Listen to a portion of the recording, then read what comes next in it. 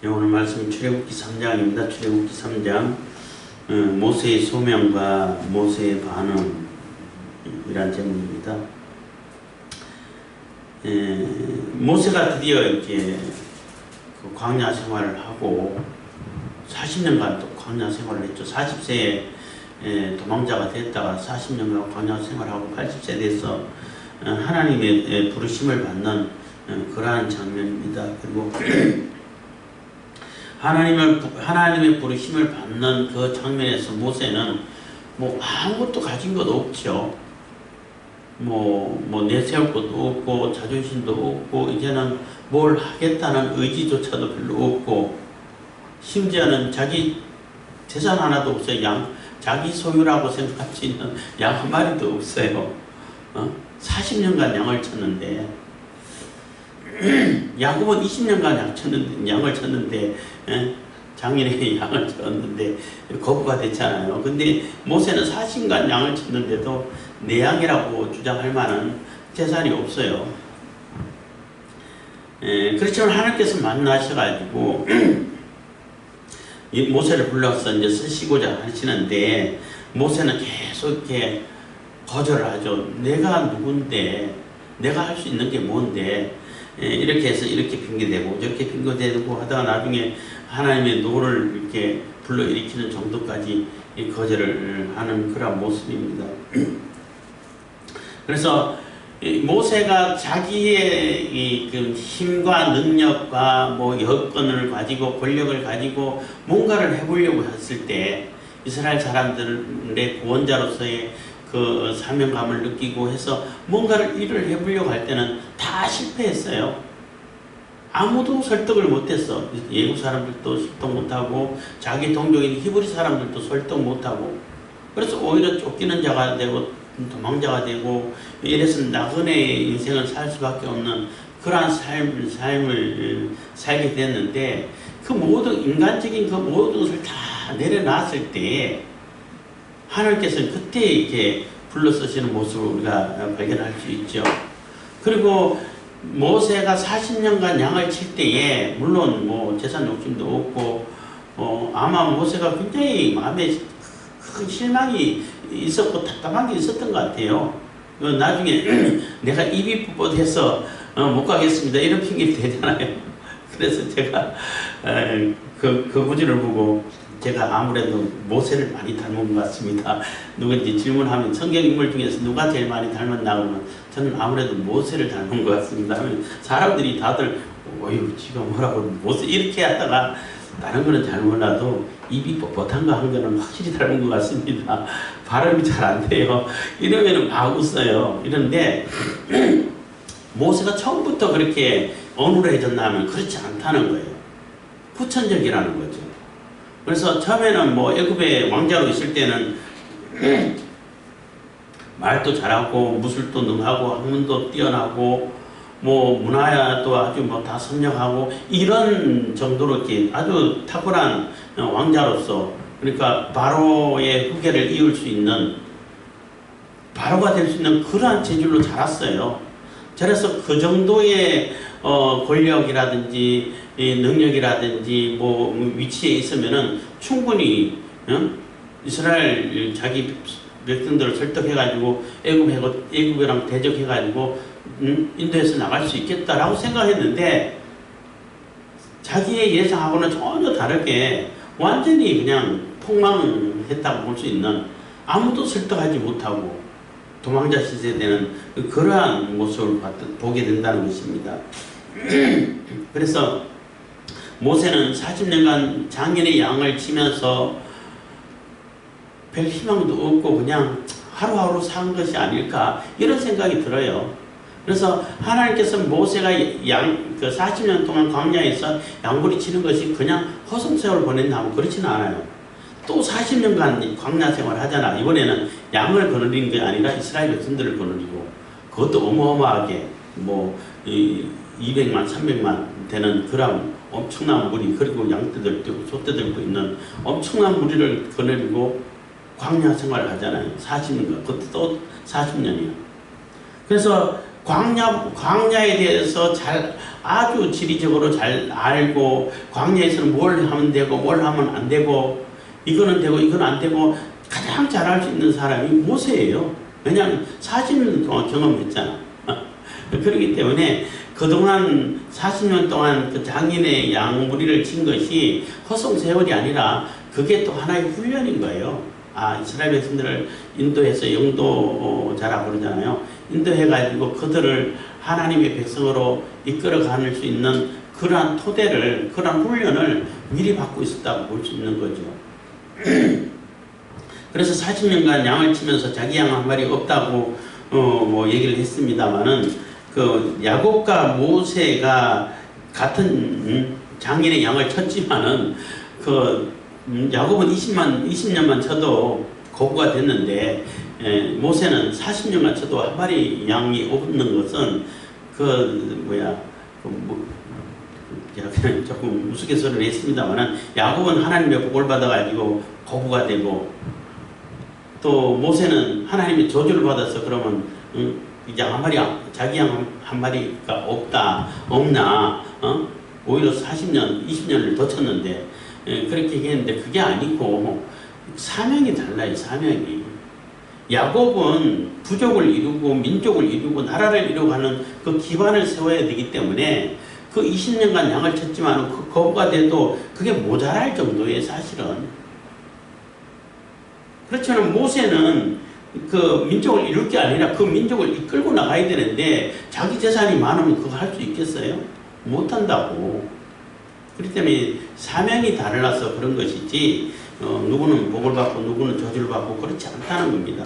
그래서 부자냐 부자가 아니냐, 돈이 많냐 적냐, 이걸 가지고 하나님 복을 받았다 복 받지 못했다 이렇게 이분법적으로 나눠가지고 얘기해서는 안 된다는 겁니다. 3장 1절입니다. 모세가 그 장인 미디안 제사장 이드로의 양무리를 치더니 그 무리를 광야 서편으로 인도하여 하나님의 산 호렙에 이르매. 그래서 미디안 제사장, 미디안은 누구의 미디안이 조상이냐면, 미디안 족속은 누구 족속이냐면은 아브라함의 그 후처 그두라라고 하나? 갑자기 생각이 나네. 후처의 아들이에요. 아들의 족속이에요. 그렇기 때문에 같은 셈족이고, 아브라함의 후손이죠. 조금 이게 달라서 그렇지. 그 언약의 후손이 아니라서 그렇지. 근데 그 위치가 어디냐면은 지금 그 사우디아라비아에 있는 그 광야 그쪽이라고 볼 수 있는 거예요. 서편으로 인도하여 하나님의 산 호렙에 이르매 여호와의 사자가 떨기나무 불꽃 가운데서 그에게 나타나시니라. 그가 보니 떨기나무에 불이 붙었으나 사라지지 아니하는지라. 그래서 여호와의 사자가 떨기나무 불꽃 가운데서 그 모세에게 나타나셨는데, 그가 보니 떨기나무에 불이 붙었으나 사라지지 아니하는지라. 타지를 않는다는 거예요. 그래서 떨기나무는 하찮은 나무예요. 그냥 그 덤불과 같은 그런 나무인데, 이게 마른 해가 쨍쨍 비치고 좀 말라 있을 때는 바람 불어서 서로 부딪혀가지고 불이 나가지고 후루룩 타버리는 그런 정도밖에 안 된다는 거예요. 그래서 탈 때 오래 안 걸린다, 몇 초밖에 안 걸린다는 거예요. 불부터 탈 때는 후루룩 하면 다 타버린다는 거예요. 그런데 그 떨기나무에 불이 붙었는데 그 나무가 사라지지 않아, 타지를 않아. 그래서 이상하다는 거죠. 그래서 이 떨기나무는 이스라엘을 상징한다, 이렇게 또 의미를 부여하기도 합니다만, 어쨌든 모세를 상징하기도 하고 또 이스라엘을 상징하기도 하고 이렇게 볼 수가 있는 거죠. 요 구절을 이렇게 읽다 보면은 전문학 얘기도 하게 되는데, 그 강의하는 분이 그 모세의 떨기나무에서 사라지지 않는 불 해가지고 나타나 보이는데, 그 떨기나무에 태양이 딱 비쳤을 때 사진을 찍은 것이 있는데, 이게 빛이 있고 불이 붙었는데 타지 않는 그런 모습을 연출을 한 사진을 보여주더라고요. 보여주는데 그렇지는 않죠. 왜 그렇지 않냐면은, 만약에 그랬다면은 모세가 왜 안 붙지 하고 가까이 가는데 햇빛이었네. 그럼 돌아오죠. 안 그래요? 계속 불은 타는데 사라지지 않아. 그러니까 이상하게 여긴다는 거죠. 그냥 햇빛이 비쳐가지고 타지 않는 그러한 그 광경이 연출됐다면은 모세가 가보고 이거였구나 하고 돌아가지. 안 그래요? 그렇기 때문에 그런 상황은 아니라는 겁니다. 3절 이에 가로되 내가 돌이켜 가서 이 큰 광경을 보리라. 떨기나무가 어찌하여 타지 아니하는고 하는 동시에, 그래서 떨기나무에 분명히 불이 붙었는데 불이 활활 타는데 그 떨기나무가 타질 않아. 사라지지 않아. 성령에 불 붙으면 우리 몸은 사라지지 않고 뜨겁긴 하지만 그래도 감동이 되고 하죠. 여기 여호와의 사자가 할 때도 아마 성자 하나님 예수님께서 성육신 하기 이전의 모습이다 이렇게 많이 보고 있는 겁니다. 그래서 같이 가까이 가가지고 이제 광경을 보려고 너무나 신기하니까, 너무나 놀라우니까 어떻게 저런 일이 있을 수 있지. 그래서 모세는 그 떨기나무가 불붙어 가지고 호로록 타서 사라지는 광경을 아무리 많이 봤겠죠. 40년 동안 광야에 양을 치고 돌아다니면서 많이 봤을 텐데, 이번에는 특별하다는 거예요. 안 사라진다는 거죠.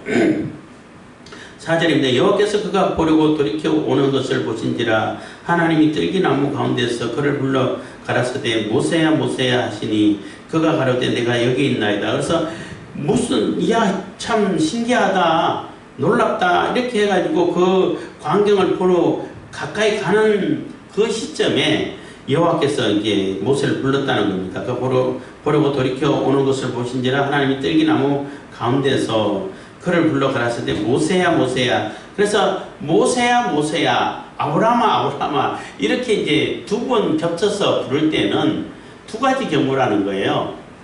아주 다급할 때, 뭐 절박하고 다급할 때 그렇게 부른다. 아브라함이 이삭을 이렇게 잡으려고 칼을 내리치려고 할 때 그때는 굉장히 다급했죠.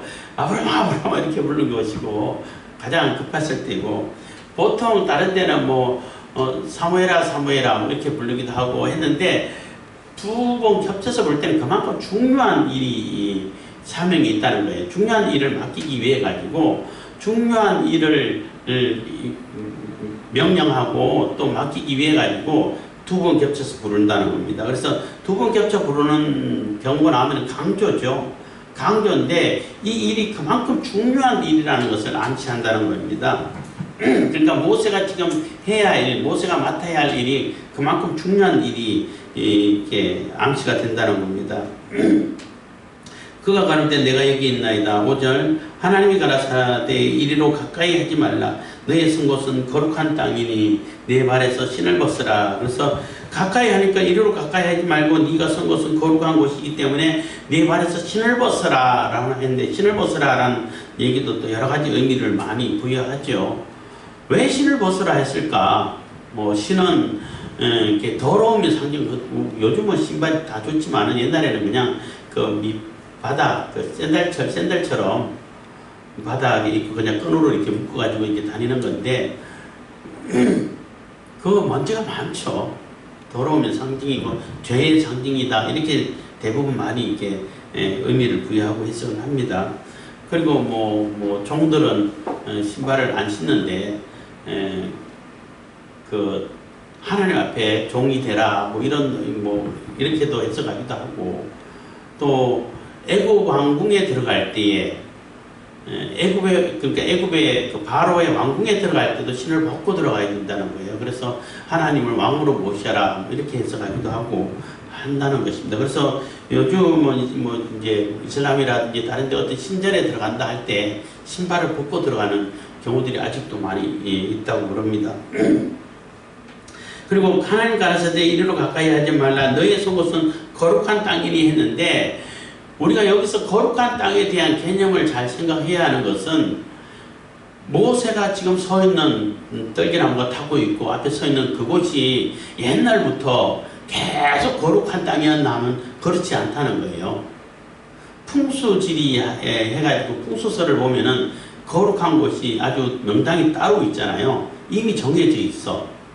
뭐 어떤 옛날에 성소권 해가지고 책을 읽어보라고 읽었는데 이 책은 완전히 풍수설하고 똑같은, 풍수설을 그냥 용어만 하나님 용어로 바꿔가지고 써놓은 것 같다, 이런 평가를 한 적이 있는데, 그 거룩한 곳은 하나님이 임재하에 계시니까 거룩한 곳이에요. 그 하나님의 임재가 떠나면 거룩한 곳이 안 돼요.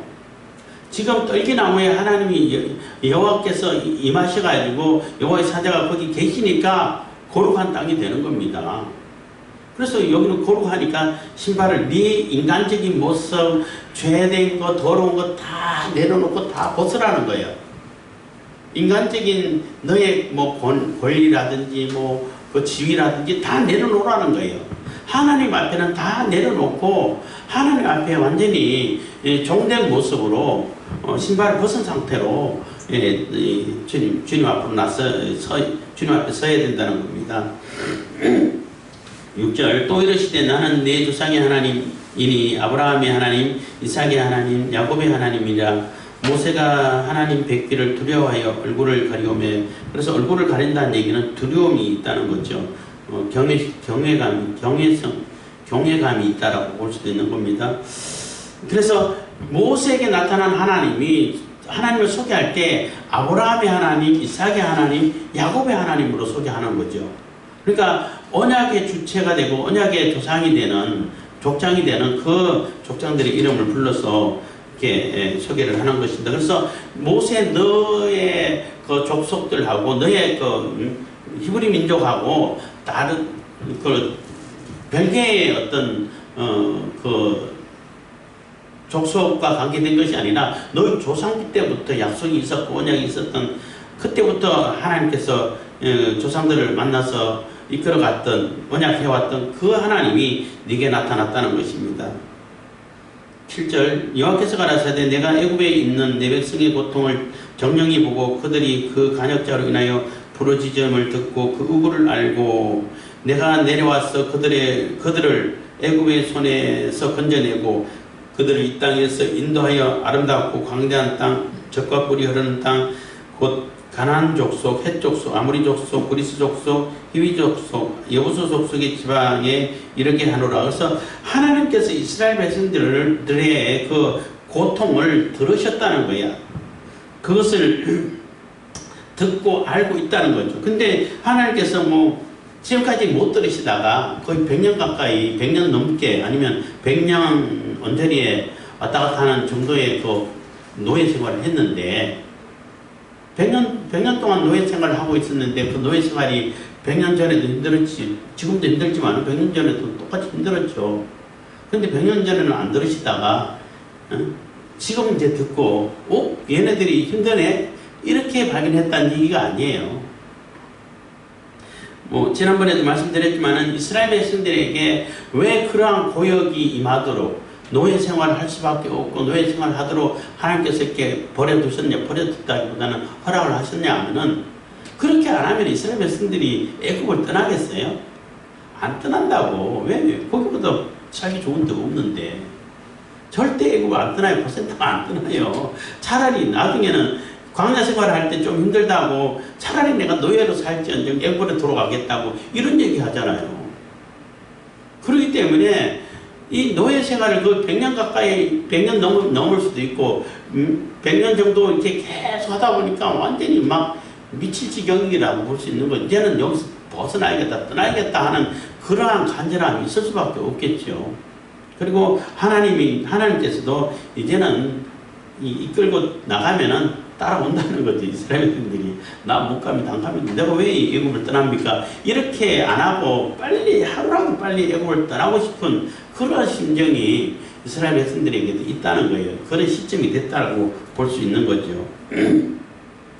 그래서 8절, 내가 내려와서 그들을 애굽인의 손에서 건져내고 그들을 그 땅에서 인도하여 아름답고 광대한 땅, 젖과 꿀이 흐르는 땅, 곧 가나안 족속, 헷 족속, 아모리 족속, 브리스 족속, 히위 족속, 여부수 족속의 지방에 이르러 하노라. 그래서 이제 아름답고 광대한 땅으로 가는데 그 땅에는 지금 비어있는 땅이 아니라 누군가 7족속이 살고 있다는 거예요.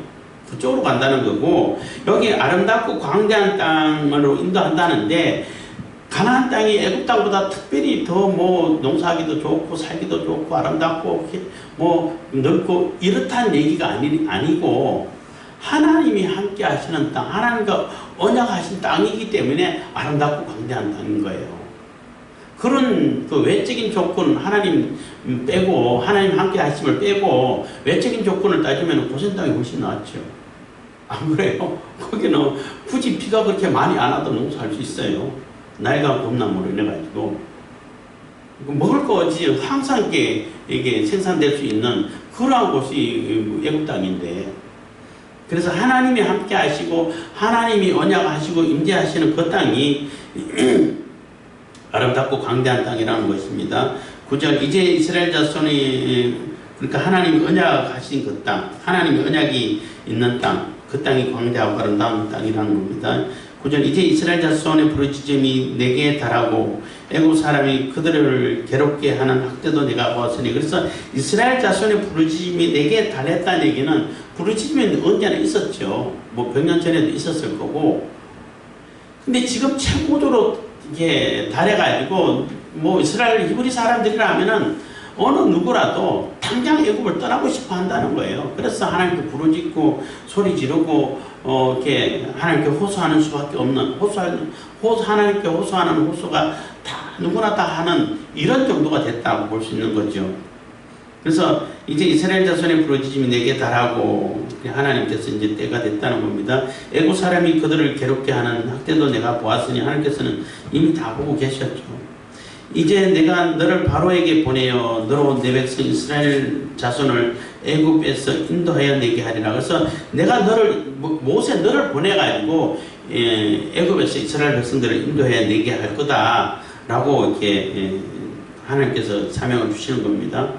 11절, 모세가 하나님께 고하되 내가 누구간데 바로에게 가며 이스라엘 자손을 애굽에서 인도하여 내리까. 그러니까 모세가 아유 하나님 사람 잘 보셨습니다. 나 아니면 누가 할 수 있겠습니까? 어떤 분이 웃으면서 얘기하는데, 그렇게 반응하지 않고 아유 내가 누군데, 내가 뭘 할 수 있는데, 이미 다 늙었고 힘도 다 빠졌고 의욕도 다 사라졌는데 제가 할 수 있는 게 하나도 없습니다.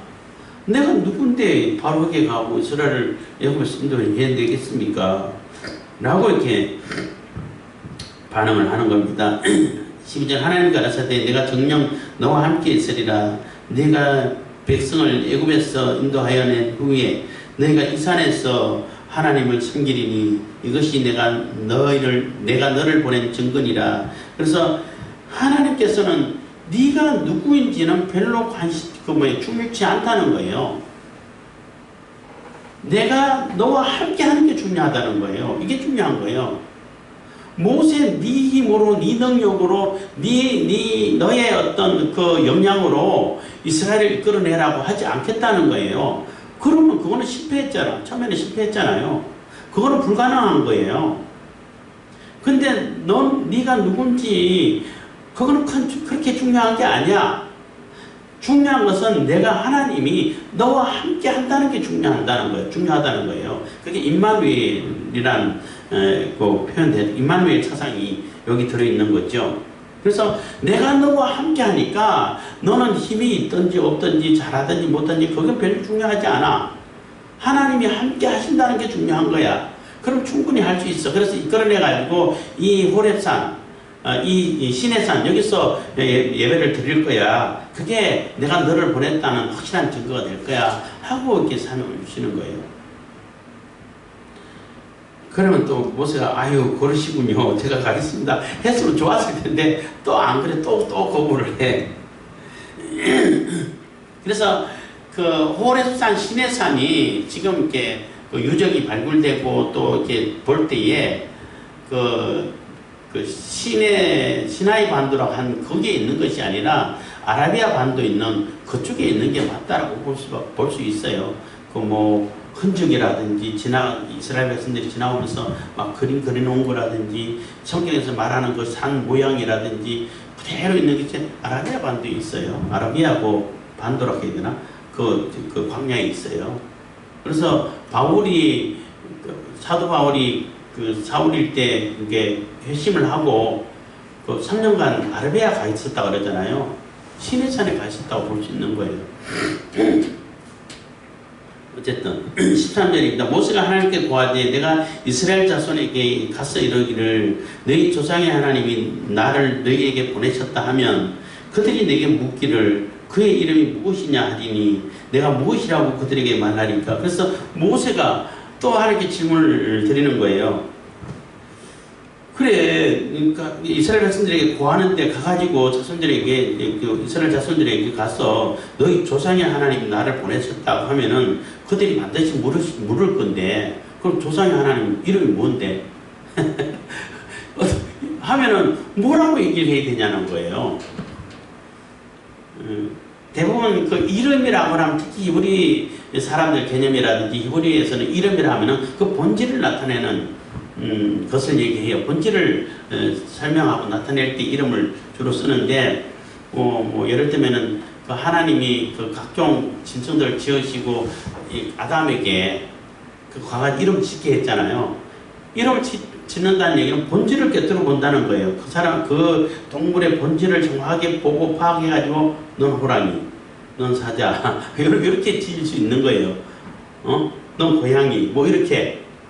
그러니까 그 본질을 꿰뚫어 보다 보니까 아담이 느낀 것은 나와 같이 그 영혼을 가지고 같은 내외로 하나님을 찾을 수 있는 그러한 배필이 될 만한 존재가 없구나라는 것을 깨달았다고 어떤 분이 이제 강연하는 걸 들었는데, 그만큼 본질을 파악해야 꿰뚫어 보고 알아야 그 이름이 지어질 수 있다는 거예요. 그래서 이 이름이 무엇입니까? 라고 질문한 것은 하나님의 본질은 무엇입니까? 라고 질문한 거라고 볼 수 있어요. 그런데 하나님이 모세에게 이르시되 14절 나는 스스로 있는 자니라. 또 이르시되 너는 이스라엘 자손에게 이같이 이르기를 스스로 있는 자가 나를 너희에게 보내셨다 하라. 그래서 하나님 이름 뭡니까? 하니까 나는 나야 이런 얘기예요. 뭐 I am who I am 이런 식으로 번역이 되는데, 이 하나님의 이름 스스로 있는 자 여호와, 요즘 야훼라고 이제 많이 발음하죠. 이 이름에 대해서 사실은 뭐 한참 동안 강의를 하고 하는데 40분 넘게 하는데 굉장히 중요한 이름이죠. 하나님의 본질은 스스로 있는 분이라는 거예요. 그러니까 그 야훼라고 하는 그 히브리 글자는 요즘은 그래도 그 몸을 이렇게 만들어가 붙여가지고 읽기 때문에 덜한데 원래는 자음밖에 없어요. 자음 4가지 글자가 있는데 4글자가 있는데 그 4글자를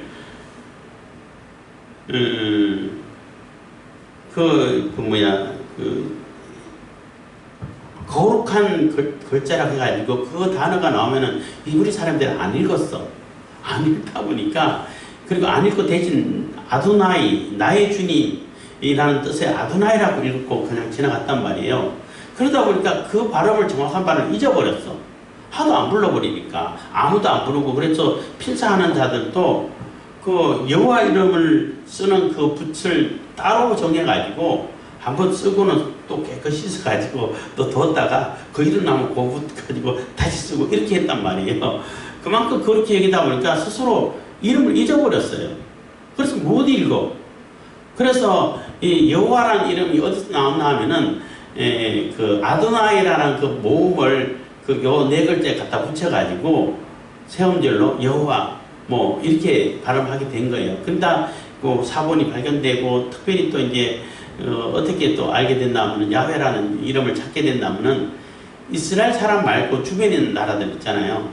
주변에 있는 나라들이 이스라엘 저 히브리 민족들은 그 야훼라고 하는 신을 섬기는데 이런 얘기 나온다고, 야훼라고 발음한다 보다 이렇게 해가지고 요즘은 야훼라는 발음이 정확한 발음이다, 보다 더 정확한 발음일 것이다, 이렇게 추정을 하고 있어요. 어쨌든 뭐 여호와든 야훼든 상관없어요. 하나님 다 알아들으시니까 어떻게 불러도. 근데 여호와라는 이름이 우리에게 익숙해 있기 때문에 그렇게 이제 번역을 하고 있습니다만은 그거는 그 정도로 아시면 되는 겁니다.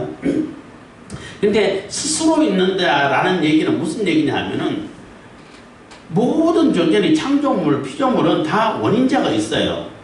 하나님이 원인자가 되는 거잖아요. 하나님이 창조하셨고 하나님께서 만드셨고 하나님께서 하나님으로부터 다 이렇게 창조가 된 존재이기 때문에 우리들도 그렇고 다 원인자가 있어요. 출발지가 있다고.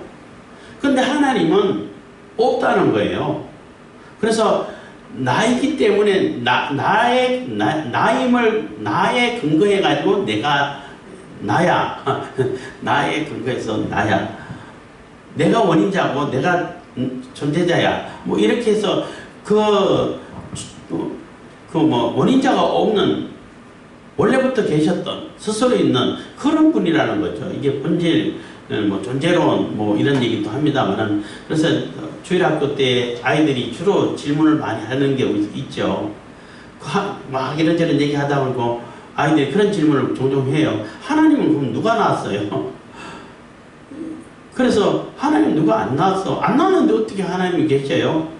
그러니까 하나님이야. 하나님 원래부터 그대로 계셨는데 그 외에 사람들 이게 이 땅을 만드시고 천지를 창조하시고 우리를 지으셔서 이렇게 설명한 적이 있는데 그것처럼 원래부터 계셨던 분, 그분이 하나님이시라는 거예요. 하나님 존재가 스스로 계신 어떤 누구에 의해서 존재하게 되는 원인자가 있는 분이 아니라 원인자 그 자체가 되는 그분이 하나님이시라는 거예요. 그리고 그 네 글자를 그 동사적인 개념으로 또 이렇게 해석을 하는 분이 계시는데 그것도 의미가 있어요. 여호와라는 이름을 쓸 때 주로 어디에 쓰냐 하면은 언약의 하나님을 얘기할 때 여호와라는 이름을 많이 써요. 거의 다. 근데 그 언약의 하나님을 설명할 때에 히브리 동사 개념을 가지고 설명해야 이해가 돼. 그 무슨 얘기냐면은 히브리 동사가 이제 하야라는 동사가 있는데 그게 비동사, 영어로 말하면 비동사인데 히브리 동사에서는 시제가 따로 정해져 있지 않아요. 뭐 과거, 현재, 미래 이렇게 정해지지 않고 두 가지밖에 없어. 완료냐 미완료냐. 그래서 동작이 끝났느냐 동작이 아직 계속되고 계속될 거냐 이런 두 가지로 이어지는데 이 하야 동사의 미래형과 그 하나님 그 네 글자하고 비슷하게 생긴 거예요. 그런 개념으로 이렇게 해석을 하게 되면은 하나님은 과거의 하나님이 아니라는 거예요. 동작이 끝난 하나님이 아니고 미완료이기 때문에 계속 동작이 되어지고 앞으로도 영원히 동작하시는 분이시라는 거예요. 그렇기 때문에 아브라함의 하나님, 이삭의 하나님, 야곱의 하나님이 되는 거죠. 그리고 모세의 하나님, 뭐 다윗의 하나님, 우리의 하나님 이렇게 되는 거예요. 하나님은 계속 동작을 이어가시니까. 그리고 거기서 이제 언약을 하나님께서 아브라함, 이삭, 야곱에게 언약을 하셨는데 그 언약이 아브라함은 죽고 이삭도 죽고 야곱도 죽었지만은 하나님은 살아계셔가지고 그 언약을 계속 이루고 가고 계신다는 거예요. 언약하시고 언약을 이루고 가시고 언약을 완성시키시는 분이 하나님이시라는 거예요. 여호와시라는 거예요. 그래서 엘로힘 이건 뭐 보통 명사라고 볼 수 있는데 하나님이라는 보통 명사라고 할 수 있는데 여호와라는 야훼라는 이 이름은 고유명사가 되는 거예요. 고유명사 보통 명사 알죠? 뭐 제 이름 이상철 이러면은 고유명사가 되고 그냥 뭐 목사 그러면은 보통 명사가 되는 거죠. 뭐 그것처럼 하나님의 이름도 그렇다는 것입니다. 그래서 야훼, 여호와, 야훼 이거는 고유명사라고 볼 수 있는 겁니다. 그래서 하나님은 언약을 하시고 그 언약을 계속 하나님께 직접 이루어 가시고 최종적으로 완성시켜 가시고 종말에까지 종말을 이루시는 그런 분은 알파와 오메가 되시는 하나님하고 통하는 얘기가 되는 거예요. 그래서 존재론적으로는 스스로 계신 하나님, 원인자가 없이 원인 그 자체가 되신 하나님이시고 그 하나님이 이게 보내시는 것이 되는 것이고 이게 동사적으로 해석을 하게 되면은 계속 언약을 하시고 과거의 하나님이 아닌 이 살아계시는 하나님 그 동작을 이루어 가시고 계속 결국은 다 이루시니까 완성시키시는 그러한 하나님이시라는 것입니다. 그래서 여호와라는 이름이 쓰여졌을 때는 언약하고 연결이 많이 되죠. 성경에서. 15절입니다. 하나님이 또 모세에게 이르시되 너는 이스라엘 자손에게 이같이 이르기를 나를 너희에게 보내신 이는 너희 조상의 하나님 곧 아브라함의 하나님 이삭의 하나님 야곱의 하나님 여호와라 하라. 이는 나의 영원한 이름이요 대대로 기억할 표현이라. 그래서 이 여호와의 이름은 영원히 그 언약하시고 언약을 이루시는, 영원히 기억해야 하고 우리가 절대 잊어버리지 않는, 잊어버려서는 안 되는, 그러니까 표식이 되는 그러한 이름이시라는 겁니다. 그 하나님이 너희들에게 보냈다는 거죠. 그래서 스스로 계신 하나님이 언약을 하시고 그 언약을 끝까지 이루어 가시고 끝까지 완성시키실 분이 여호와 하나님이시다, 이렇게 설명드릴 수 있는 겁니다. 16절 너는 가서 이스라엘 장로들을 모으고 그들에게 이르기를 여호와 너희 조상의 하나님 곧 아브라함과 이삭과 야곱의 하나님이 내게 나타나 이르시되 내가 실로 너희를 권고하여 너희가 애굽에서 당한 일을 보았노라. 내가 말하였거니와 내가 너희를 애굽의 고난 중에서 인도하여 내어 젖과 꿀이 흐르는 땅 곧 가나안 땅, 가나안 족속, 헷 족속, 아모리 족속, 브리스 족속, 히위 족속, 여부스 족속의 땅으로 올라가게 하리라 하셨다 하면, 그래서 항상 이게 나오는 것이 아브라함의 하나님, 이삭의 하나님, 야곱의 하나님이라는 표기가 계속 나오잖아요. 그게 하나님이 계속 살아계셔가지고 그 언약을 계속 이루가시는 하나님이라는 것을 이렇게 의미하는 거죠. 그 하나님이 그 약속의 땅을, 약속을 이루시기 위해서 그 약속 땅으로 이끌어 가시겠다는 겁니다. 18절 그들이 네 말을 들으리니 너는 그들의 장로들과 함께 애굽 왕에게 이르기를, 그래서 장로들하고 같이 가가지고 애굽 왕 바로에게 얘기하라는 거죠. 애굽 왕에게 이르기를 히브리 사람의 하나님 여호와께서 우리에게 임하셨은즉 우리가 우리 하나님 여호와께 희생을 드리려 하오니 살 길쯤 광야로 가기를 허락하소서 하라. 그래서 그 애굽 왕에게 가가지고 히브리 사람 우리의 하나님이 나타나셔가지고 임하셔서 우리를 이끌고 저 광야로 가가지고 하나님께 예배드릴 수 있게 해라, 허락해라 하고 요청하라는 거예요. 그 애굽 가운데서, 애굽의 사람들이 있는 가운데서 하나님께 희생 제사를 드리면은 예배가 얼마나 방해가 심하고 방해가 받겠어요. 뭐 온전한 예배를 드릴 수가 없게 되겠죠. 어쨌든 여호와 하나님께 온전히 예배 드릴 수 있기 위해 가지고는 광야로 나가겠다는 겁니다. 그리고 이게 조금 이게 여담인데 조금 뭐 여담으로 얘기할 수 있는 것인데, 여호와라는 이름 출애굽기 6장에 보면 나오는데 여호와라는 이름을 모세에게 처음 계시하는 이름이에요. 그러니까 아브라함, 이삭, 야곱, 요셉 이 족장들이 있을 때는 여호와라는 이름이 없었어.